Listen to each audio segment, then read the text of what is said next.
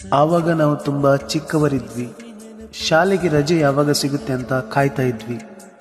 ರಜೆ ಸಿಕ್ಕಿದ ತಕ್ಷಣ ಹೊರಡೋದೆ ಅಜ್ಜಿ ಮನೆಗೆ.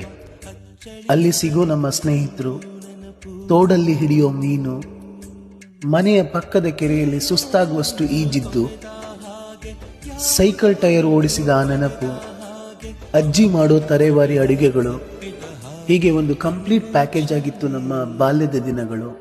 ಇದನ್ನೆಲ್ಲ ಎಂಜಾಯ್ ಮಾಡಿದ ನಮ್ಮ ಜನರೇಷನ್ ಗ್ರೇಟು ಬಿಡಿ.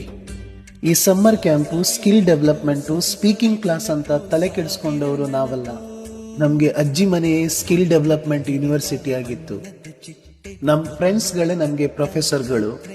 ಹಾಗಂತ ನಾವ್ಯಾರಿಗೂ ಕಮ್ಮಿ ಇಲ್ಲ ಬಿಡಿ.